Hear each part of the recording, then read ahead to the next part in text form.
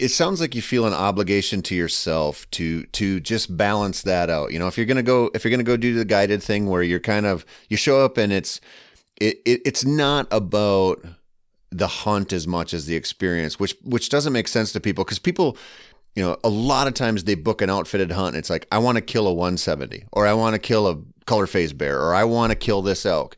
And it's not like, I want to go hunt. The way they word it kind of tells you a lot about what they're in it for. And that's okay. You want to go, you live in Connecticut and you want to see 150-inch whitetail, you book a hunt in Iowa. I don't care. But for you, and this is what I do too, is like, I feel an obligation to myself to do the challenging stuff, just to like stay where I feel like personally I need to be. And then I feel an obligation to the audience to make sure that I'm doing the challenging stuff. Because if people are going to come to me and say, man, how do I hunt public land whitetails? Or like, I'm getting my butt kicked by these deer, I feel an obligation to hunt the hard ones. So I have a place to say that. Is that the same thing with you?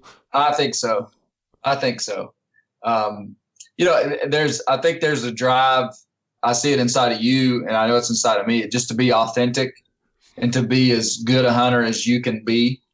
And so that forces you to go and choose the hard places. It forces you to choose the limitations that you want to put on yourself. And I think that's the fun part of hunting, but not everybody takes it that serious, and nor should they. Yep. And I think that's the place where, outfitted hunts and different things kind of come into play, which sometimes I think we can be hard on people. And by we, I'm pointing two big thumbs right here. We can be hard on people. Just there's so many different standards and so many different reasons why people hunt, and so I've experienced both those, because I would have never gone on outfitted hunts if I hadn't been propped up, and I'll use that phrase again, propped up by Bear Hunting Magazine. Yeah. So, but I've learned to really see, hey, you're not a bad person because you go on an outfitted hunt, Yeah. Well, that's what we wrestled with starting this podcast and calling it what we did. I'm like, I don't want it to be perceived as like I'm being too judgy, or like I don't care what other people want to do. I really don't. Like I'm drawn to people like you that want to work at it, and that's just my thing and my buddies. That's like the people I hang out with, and there's this like undercurrent in the hunting community of people who they're like, I love it and I want to get after it hard, and I'm like, okay, those are the people I want to talk to. But this is something I'm realizing. Just as an example, a buddy and I just got back last night. We went to southern Minnesota to hunt pheasants on public land, brought our dogs down there. And the first day we got lucky. We ran into a bunch of birds right away, and we were limited out in like 2 hours. And we were kind of like, well, what the hell do we do the rest of the day? So we went and scouted and messed around. And then the next 2 days, reality set in. And the second day we shot 2 birds in little over 13 miles. And the third day we shot 3 birds and we put in 14 miles. And, for 3 you stupid. Should have gone back to where you went on the first day, brother. We did. Good hunter. They were gonzo. Believe me, we did.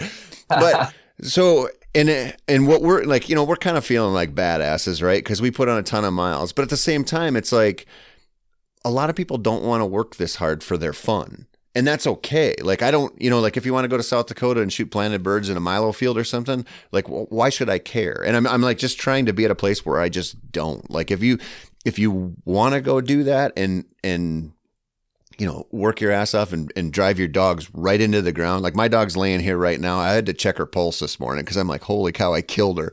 And, it's just a different kind of hunting. And it's really... you and I probably sound, and I hope we don't, but sometimes I'm sure we do. We probably sound too arrogant or cocky when we talk about this stuff, because we're like in a weird place where we kind of feel like we have to do the hard stuff to make sure like we belong. And I don't want it to sound like we do that to like show we're better than everybody. It's like just a weird drive to like validate our position. Yeah. Yeah. I think that's probably the truth of it. And you know what? Actually, even just this morning, I was evaluating myself in kind of a formal way. I was actually writing a little kind of like internal report that I was going to share with a few people just about, I don't want to, I don't want to, well, I think people get, especially people in outdoor media, get caught in a cycle of needing to create content. So they lose authenticity and then they lose their relevance because they're not authentic. But you go back to the start. I mean, you could almost say that with any outdoor guy that we know. It's like at first there was this like super genuine authenticity that came from them doing stuff that was really inside their sphere. And then not everybody, but some of them did lose relevance because they kind of lost that authenticity. And man, I don't want to do that. I don't want to do that. And Instagram and everything around us is pushing people to lose authenticity, pushing them to be something that they're not, or feel like they've got to do something that they probably wouldn't normally do. And I want to combat that, while at the same time I mean, I do have a job in the outdoor industry. I need to go hunt. I need to be relevant in terms of knowing about, what I'm talking about. But yeah, you described it really well. Well, that pressure to create, it's a weird place in the outdoor space now because there's more demand for content than ever in some capacities. And at the same time, there's a higher demand for quality content. So hunting content has become commoditized. I mean, you can find anybody writing the 5 best ways to kill a buck during the rut or whatever you want, how to bait a bear.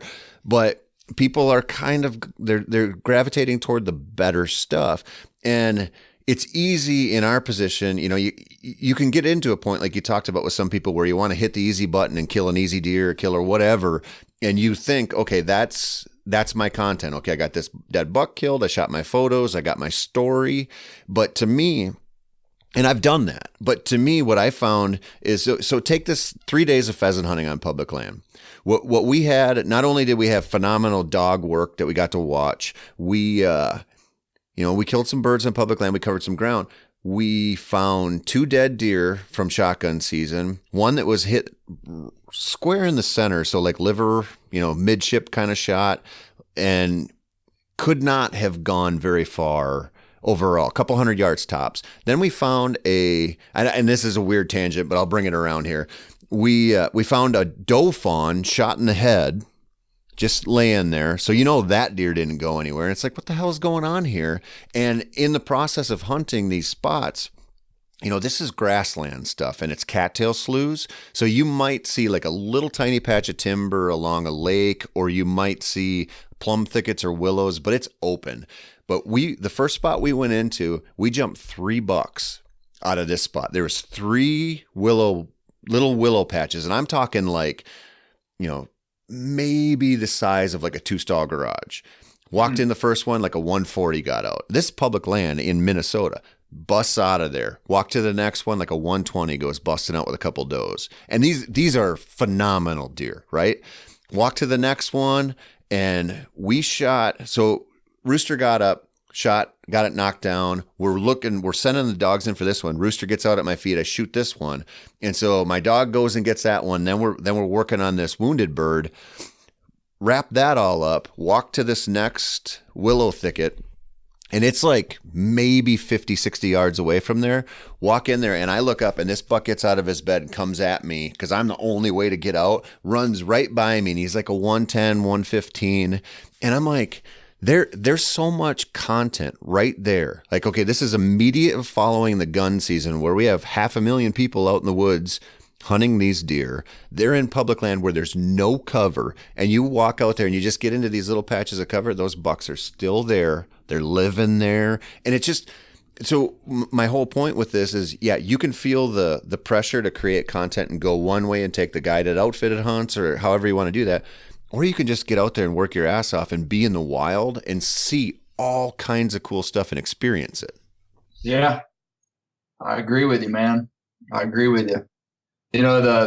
what you said about content being more in demand than ever is it really is it's a cycle that's, you know, there is a demand for a ton of content, but I think we've got to find that authenticity, like, you know, like content about what you just described. I learned something. You learned something from even hearing that story, you know. I love that stuff. And I think that there's a lot of lessons in a day spent out there doing that stuff. And it doesn't matter, you know, turkey hunting, I don't care what you're doing, bear hunting, there's so much. And if you're out there getting after it, somebody can learn something from that. And that's, you know, what's important to me about that kind of thing and what you do is people think that, you know, they're like, oh, Clay's going to be he's going to give me the answer between me not having a bear and me killing a bear and having that bear rug on my wall. Really, what you can hope for out of an article or an interview or something is just take away one thing.